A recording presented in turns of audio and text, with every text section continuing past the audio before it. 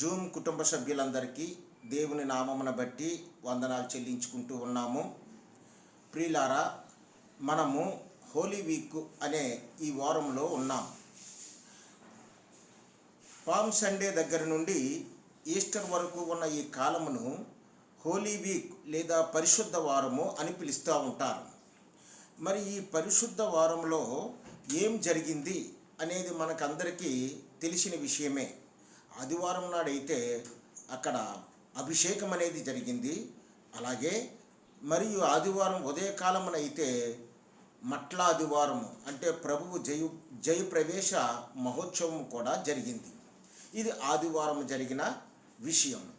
మరి సోమవారం నాడు యేసుప్రభు వారు ఎక్కడున్నారు అని మనం చూస్తే, సోమవారం నాడు మరలా యేసుప్రభు వారు యెరూషలేము నుండి బేతనియకి వచ్చేసారు. బేతనీకి వచ్చేసిన తర్వాత ఆ రాత్రికాల సమయంలో అక్కడ ఉన్నారు. మరలా ఉదయము ప్రభువు యెరూషలేమునకు ప్రయాణమై వెళ్తూ ఉన్నారు. ఒక వాక్యము చదివితే దీనికి ఆధారం దొరుకుతుంది. ఏమిటి ఆ వాక్యము అంటే చూద్దాము. మత్తయి సువార్త 21వ అధ్యాయము 18వ వచనము. ఉదయమందు పట్టణమునకు మరలా వెళ్ళుచుండగా ఆయన ఆకలి గొనెను అనుంది. మీరు గమనించారో లేదో, అక్కడ ప్రతి వచనాన్ని మనము స్పష్టంగా గ్రహించగలగాలి.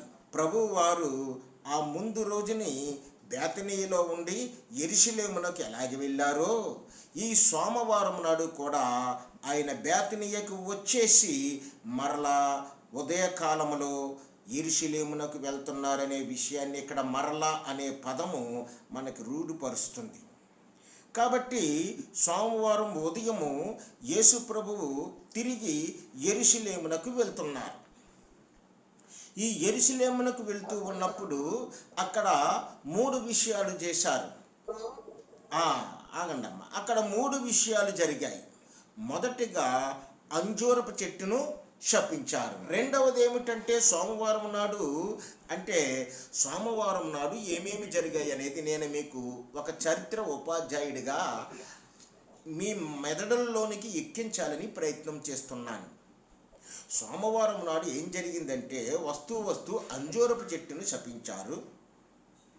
అదే రోజున దేవాలయములో క్రయ విక్రయములు జరుగుతున్న వారిని బయటికి పంపించి దేవాలయాన్ని శుద్ధి చేశారు. మూడవదిగా ఏమిటంటే అక్కడికి ఆయన దగ్గరికి వచ్చిన వారిని, గుడ్డి వారిని, కుంటి వారిని, ఇంకా అనేకమైన రోగములతో ఉన్న వారిని ఆయన స్వస్థపరిచారు. ఇది సోమవారం నాడు జరిగిన కార్యక్రమం. ఆయన మరలా ఇప్పుడు ఎక్కడికి వెళ్ళిపోయి ఉండొచ్చు? సాయంత్రం అయితే మరలా సమీపంలో ఉన్న బేతనీయకే వెళ్ళి ఉండొచ్చు. ఆ మరుసటి రోజు మంగళవారము అనగా ఈరోజు, నా వర్తమానం ప్రతి మంగళవారం కాబట్టి ఈరోజు ఏం జరిగిందో అనేది నేను వివరించాలి కదా మీకు. మంగళవారము అనగా ఈరోజు మరలా ఆయన యెరూషలేమునకు వచ్చారు. చూడండి, అక్కడ యెరూషలేమునకు వచ్చారు. మత్తయి సువార్త 21వ అధ్యాయము 23వ వచనం. ఆయన దేవాలయములోనికి వచ్చి బోధించుచుండగా ప్రధాన యాజకులను ప్రజల పెద్దలను ఆయన యొద్దకు వచ్చి,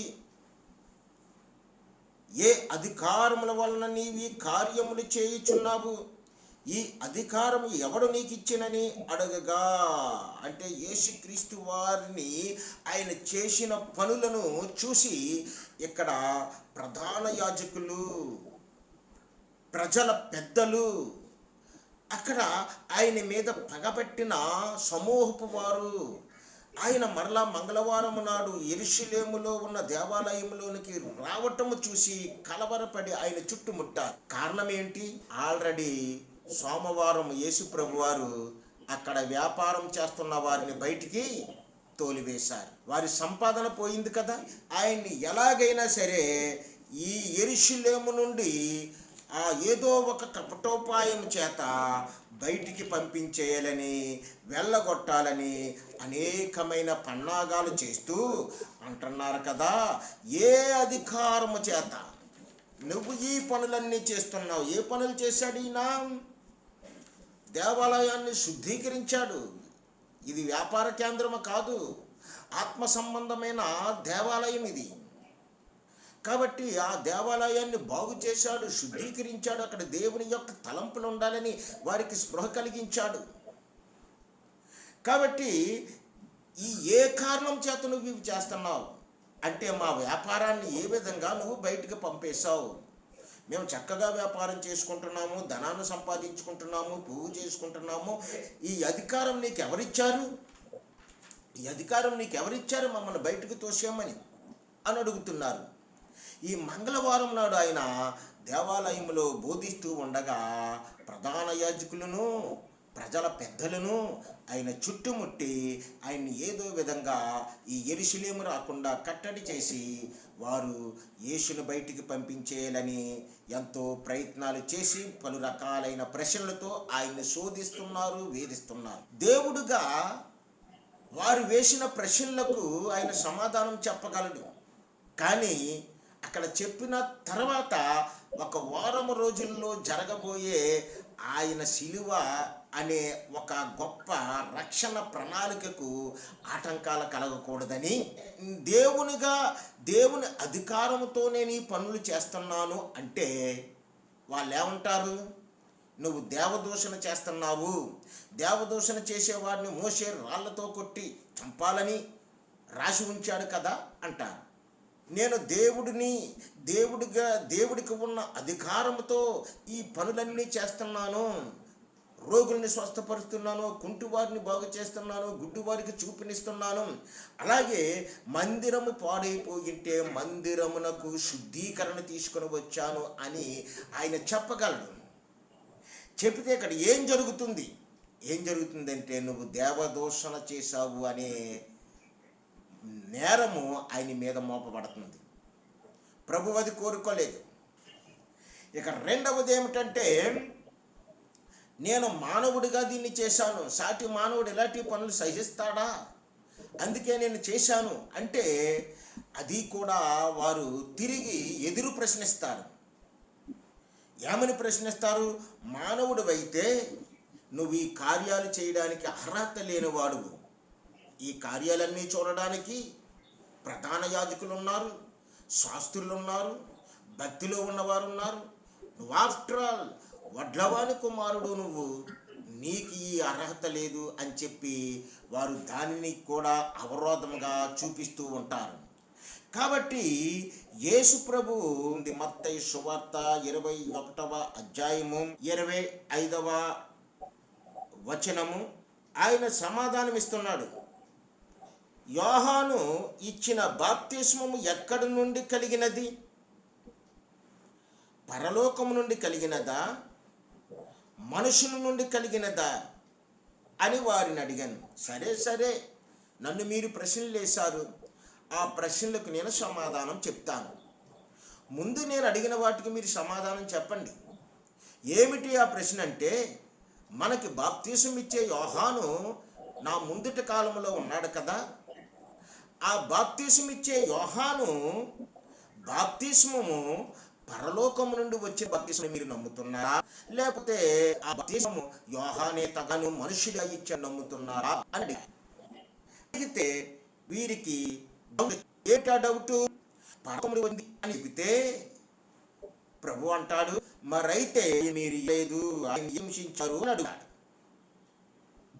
ఇది మనుషులకు కలిగింది అని చెబుదామా అని అనుకుంటే జనులందరూ కూడా పరిసయ్యులను, ఆలయ పెద్దలను, ఆయన ప్రవక్త యోహానుని మీరు ఎలా విశ్వసిస్తారా అని తిరగబడతారు. ఈ నాలుక వారు ఏమంటున్నారంటే మాకు తెలియదు అని అంటున్నారు. అప్పుడు ప్రభు ఏమన్నారు? అందుకైనా అధికారం వలన ఈ కార్యమును మీతో చెప్పని జరిగింది.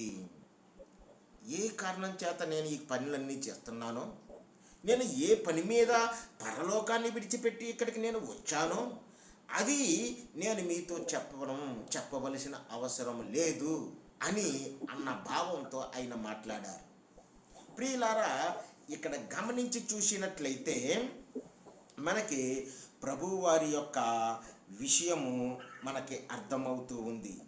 ఏమిటి అర్థమవుతూ ఉండటం అంటే, వారు కపటమైన హృదయంతో ఉండి యెరూషలేములో ప్రభు యొక్క ఆ యజ్ఞమును నెరవేర్చకుండా సాతాను యొక్క పనిముట్లుగా మారిన వారని యేసు ప్రభు అర్థం చేసుకున్నారు. అందుకే ఆ సమయం వచ్చే వరకు ఆయన ఏ అధికారం చేత ఈ పనులన్నీ చేస్తున్నాడో చెప్పకూడదని నిర్ణయించుకున్నారు.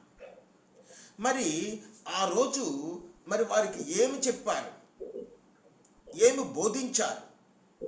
ఏమి బోధించారంటే, ఆ అధ్యాయమునంతటినీ మనం ఎతికితే మంగళవారం నాడు 3 ఉపమానములను వారికి తేటగా అర్థమయ్యేలాగా చెప్పారు.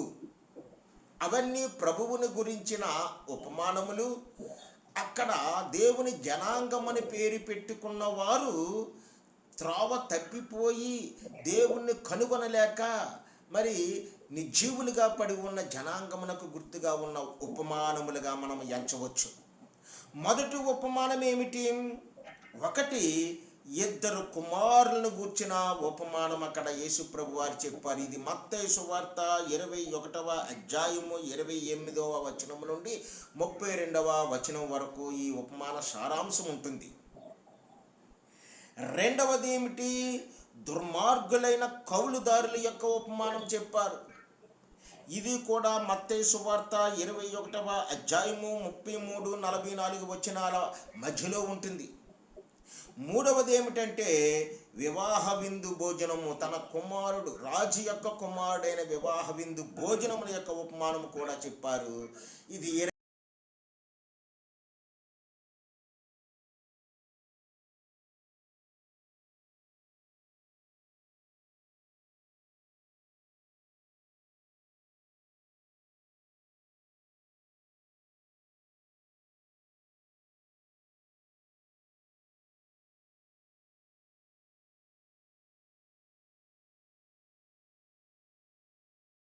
ఇది 22వ అధ్యాయము 2 నుండి 14 వచనాల సంపూర్ణమైన ఉపమానంగా మనం చూడగలుగుతాం. మరి ఇటువంటి ఉపమానముల ద్వారా వారికి దైవికమైన జ్ఞానమును బోధించాలని ప్రభువు ఉపమానముల ద్వారా అర్థమయ్యేలాగా చెప్పినా, మరి వారు ప్రభువు మీద అమితమైన ద్వేషము కలవారై ఆయన్ని ఎక్కడ చిక్కుల్లో పెడదామా, సభకు తీరిపోదాం, ఇప్పుడు ఆయన్ని నిలబెట్టి దోషిగా మరి శిక్ష వేయిందామా అని. ఈ ఉపమానములో మనం గ్రహించవలసిన సారం ఏంటనుకుంటున్నారు? మారు మనసును గూర్చిన ఉపమానం. ఏమిటి అందులో ఉన్న మారు మనసు అంటే, ఒక తండ్రికి 2 కుమారులు ఉన్నారు.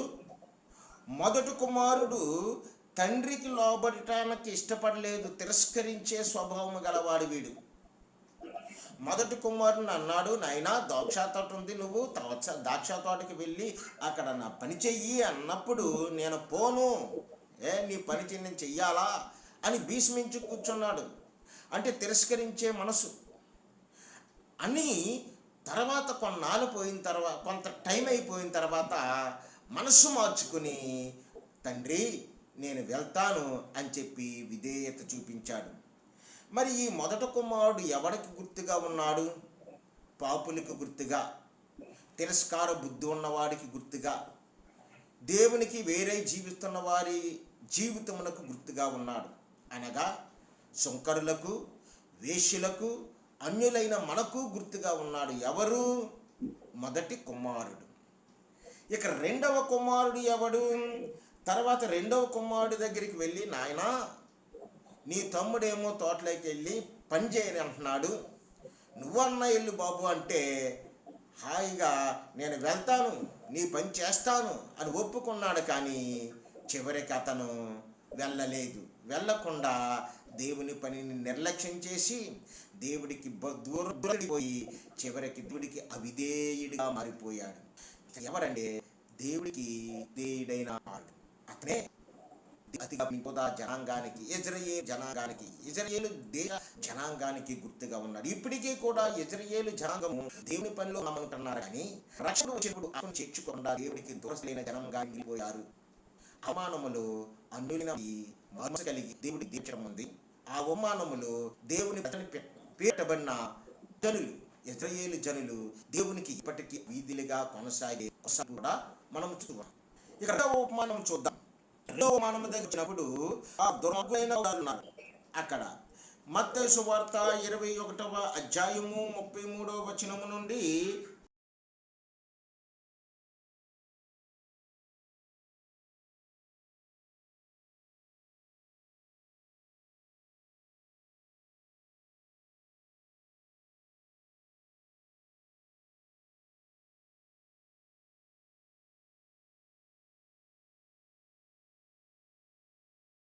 ప్రియులారా, ఇక్కడ కూడా స్పష్టమైన ఉపమానము యేసు ప్రభువు చెబుతూ ఉన్నారు.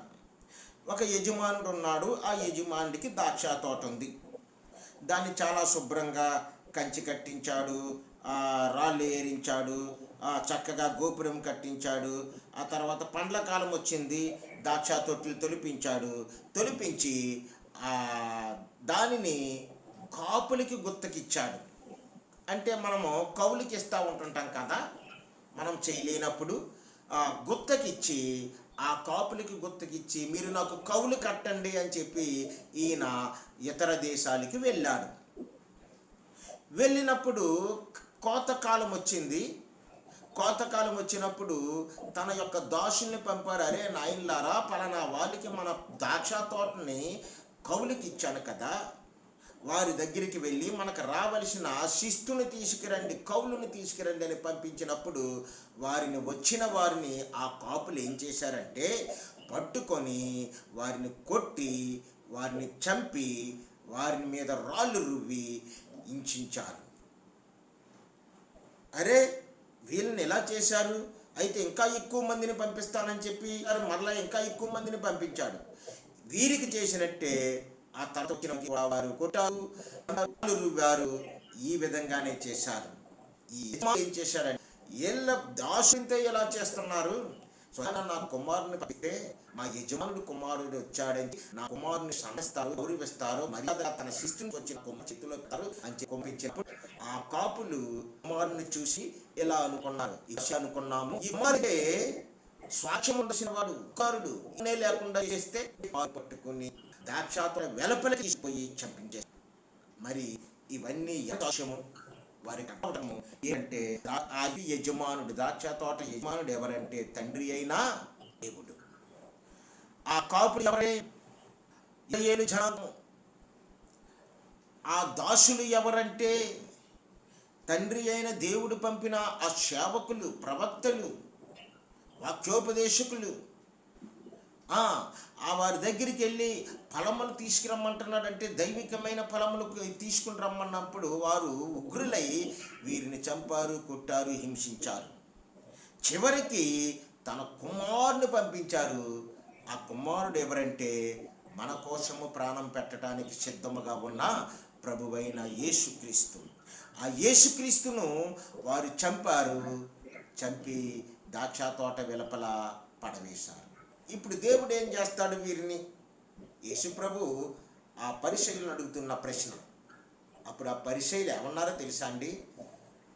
ఇప్పుడు ఆ ఇంటి యజమానుడు వారిని సంహరించాలి, వాళ్ళ దగ్గర నుండి ఆ పొలాలను తీసుకొని, ఆ తోటను తీసుకొని వేరే ఇతర కాపులకి ఇవ్వాలి, పంట పండించే వాళ్ళకి ఇవ్వాలి అని చెప్పి వారు చెప్పినప్పుడు ఆ ఇతర కాపులు ఎవరమంటే శంకరులు, పాపులు, అన్యులైన మనమే.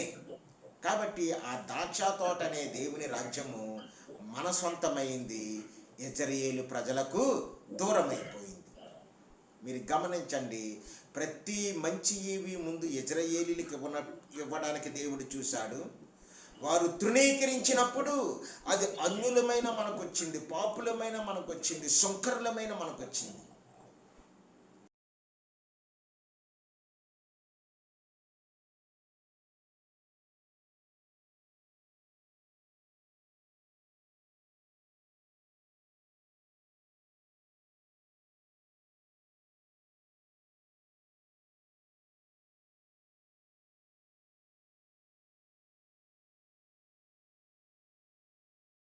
మంగళవారం నాడు చెప్పిన మూడవ ఉపమానము ఏమిటి? విందు.